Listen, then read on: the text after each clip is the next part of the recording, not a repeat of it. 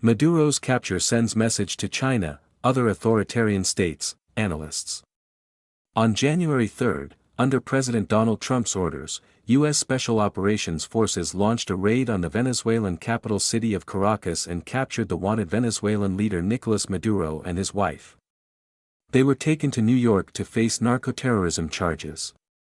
It was an operation that analysts say carries implications far beyond Venezuela, particularly for China and other authoritarian states aligned against Washington. Analysts say the operation represents the clearest expression yet of Trump's revived Monroe Doctrine, or the Monroe Doctrine, as Trump calls it, that treats U.S. national security and law enforcement as inseparable. U.S.-based China current affairs commentator Tong Jinyuan described the operation as a landmark event in modern international relations. The capture and extradition of Maduro signals that U.S. national security, particularly in the geopolitical domain, has become an absolute priority, he said.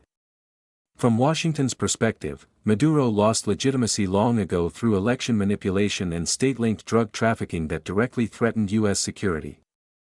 Tong said Washington's move reflects a deliberate decision by the Trump administration to treat certain foreign leaders not as protected sovereigns, but as criminal actors. For leaders who have lost legitimacy and committed major crimes, the United States now sees itself as having both the right and the responsibility to act as an international law enforcer, he said. Echoes of 1989 Panama. Shen Mingxi, a research fellow at Taiwan's Institute for National Defense and Security Research, noted that while the operation is extraordinary, it is not without precedent. In 1989, the United States captured Panamanian leader Manuel Noriega and brought him to the United States on drug trafficking charges. Shen said the raid in Venezuela was far more consequential given the country's larger size and deep entanglements with China and Russia. On the surface, Maduro's main offense was trafficking drugs into the United States, but in reality, Washington was also deeply concerned about Venezuela's oil exports to the Chinese Communist Party, its broader cooperation with China, and its close ties with Russia, he said. That is why this military intervention carries major implications, not only for South America, but also for China and Russia. Shen said the mission was a targeted enforcement action against specific individuals, rather than a war action. Following Maduro's removal, Shen said Venezuela has entered a temporary power vacuum. He said that interim arrangements are likely, potentially followed by a transitional government and new elections. Strategic message. Su Tsuyun, another research fellow at the Institute for National Defense and Security Research, said the operation must be understood within a broader regional strategy. This direct action by Trump cuts off a major source of narcotics flowing into the United States, he said. Its deeper meaning is geopolitical, it is aimed at expelling Chinese and Russian influence from South America. Su pointed to Maduro's arrival in the United States, where he was transferred into the custody of the Drug Enforcement Administration. That demonstrates that this was a law enforcement action grounded in criminal accountability, he said. Avoiding a long war. Mark Chow, a U.S.-based military tech analyst, former materials engineer, and host of Chinese-language military news YouTube channel, Mark Space, said the operation reflects a calculated effort to avoid an expensive and prolonged ground war that may lead to massive U.S. casualties. By capturing Maduro and his wife, the Maduro regime is being broken into pieces. The United States avoided a long and costly ground war, he said. This strategy removes the main obstacle in the regime.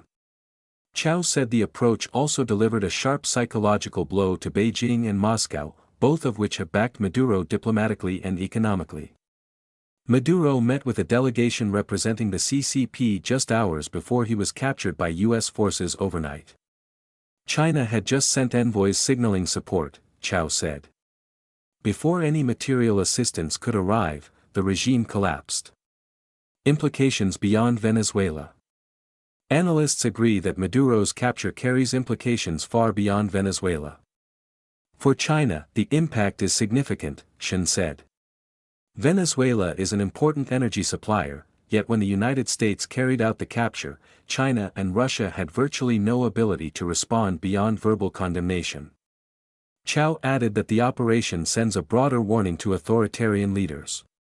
This kind of capture the leader first strategy sends a powerful deterrent message to the CCP and other authoritarian regimes, he said. In such regimes, the supreme leader, often the party chief, is the central pillar holding the political system together. Once that figure is removed, the entire structure becomes unstable. Opposition forces emerge, elites defect, and the regime can unravel very quickly. Tong said the Venezuela operation represents a rupture with long-standing assumptions about sovereignty. As the head of a sovereign state, his authority has traditionally been treated as inviolable, meaning other countries are barred from intervening in what is framed as a nation's internal affairs, he said. President Trump's decision to capture Maduro alive, however, has effectively redefined that rule and is reshaping an entirely new international order. According to Tong, the United States has signaled a new principle: leaders who engage in large-scale criminal activity and threaten U.S. national security may be forcibly removed and prosecuted, regardless of their formal status as a head of state. This represents a reassertion of U.S. power through enforcement, he said.